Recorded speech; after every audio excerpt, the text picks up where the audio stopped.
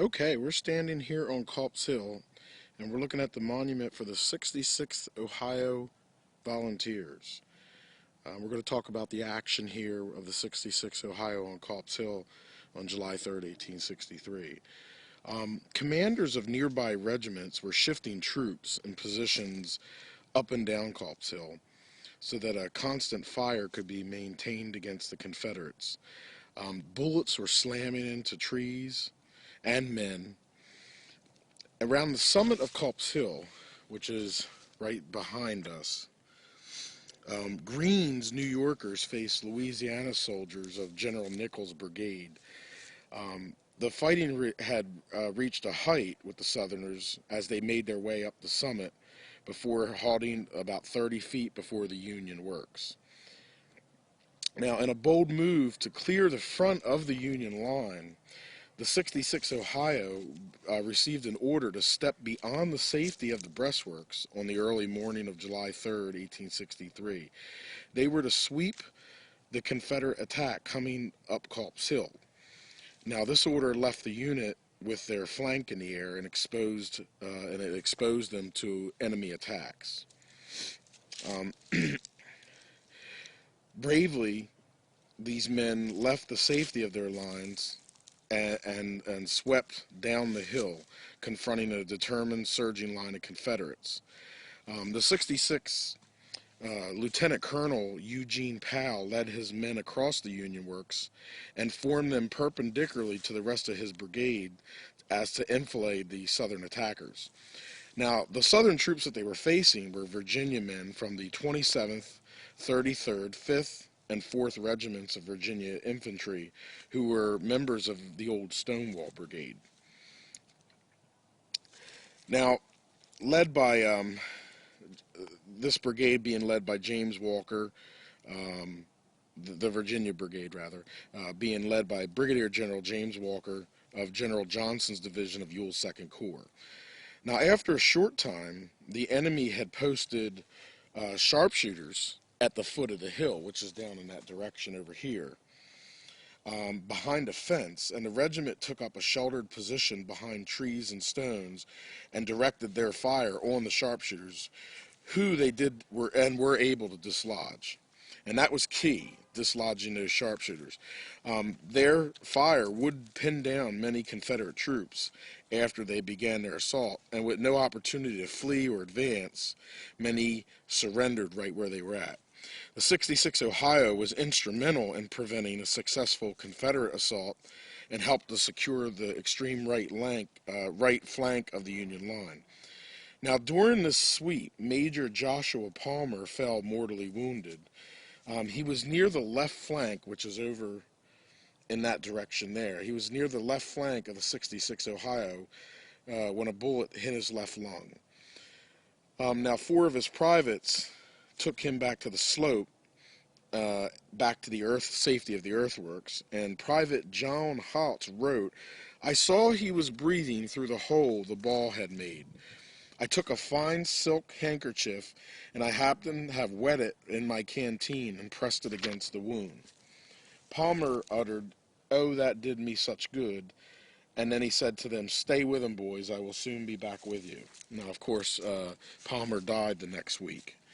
Now, this action was very similar to what went on the evening before over on Little Round Top, when Joshua Lawrence Chamberlain swept Confederates off of the rear of Little Round Top, which has become famous.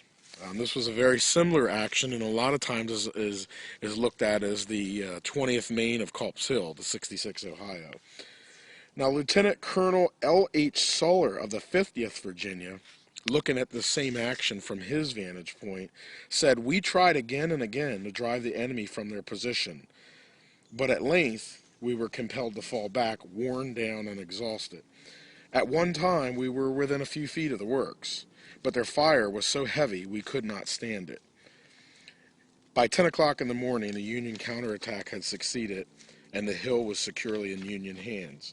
The battle for Culp's Hill was over. And that happened just as Johnston's exhausted soldiers retreated across Rock Creek, leaving the woods filled with dead and wounded. Now, as far as the 66 Ohio's monument is concerned, this is the right flank marker here. You have to excuse the movement. This ground is very, very steep and very rocky. It sits at the summit of Culp's Hill, just outside the Union breastworks. And after taking an active part on July 2nd and establishing the line further up to the right, the 66 at daybreak on the 3rd was ordered to have this sweeping action. The monument indicates at the point that the crossing of the works took place. So right here where the monument sits is where you can faintly see the remaining Union earthworks. It stands on one of the huge granite boulders, which are, of course, embedded in the hillside and surrounded by trees. And it commands a view over Benner's Hill, which is straight ahead in that direction. And we did a video earlier on Benner's Hill, so if you want to go back and view that video after this one, you'll get a vantage point of Benner's Hill firing here at Culp's Hill. Well, this action was taking place at the same time.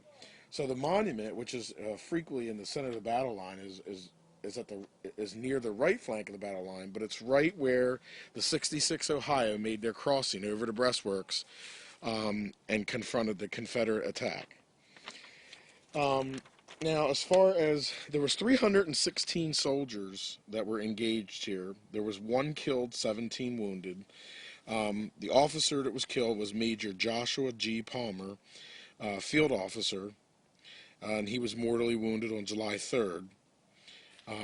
Now, as far as soldiers of this regiment who are buried here, there's one, and that would be Private John McClary of Company D. He's buried in the Gettysburg National Cemetery in Section A, Lot 15. Now, I'm going to take a real quick look.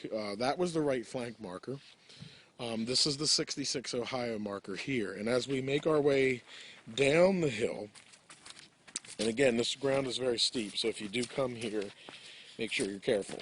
And it's steep, it's very rocky, a lot of trees around.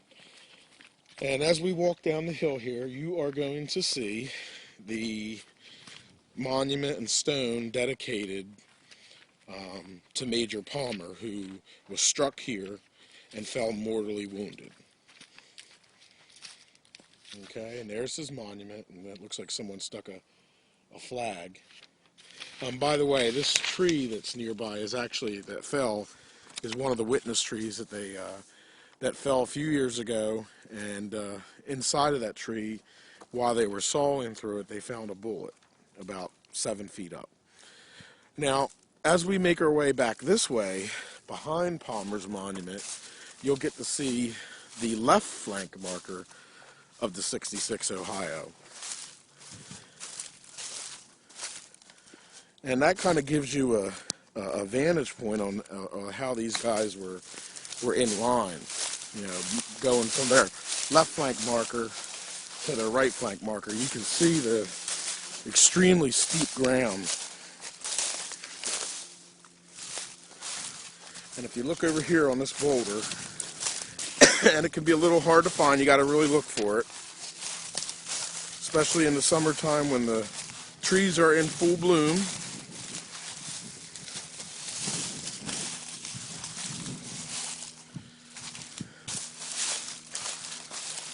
This would be the left flank marker of the 66 Ohio Volunteers. So you have the left flank marker, then just over there in the middle of your screen is the Palmer stone. And if I move to the right and you look in the center of the screen, you will see the 66 Ohio's monument. And then just slightly to the right of it is the right flank marker. So if we were to stand here,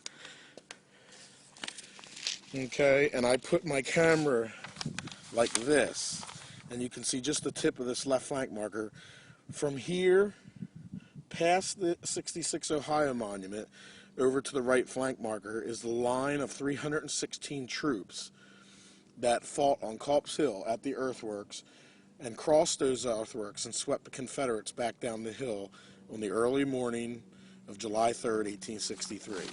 This has been Gettysburg Facebook, Gettysburg Battlefield Facebook online with the 66 Ohio Volunteers at Culp's Hill.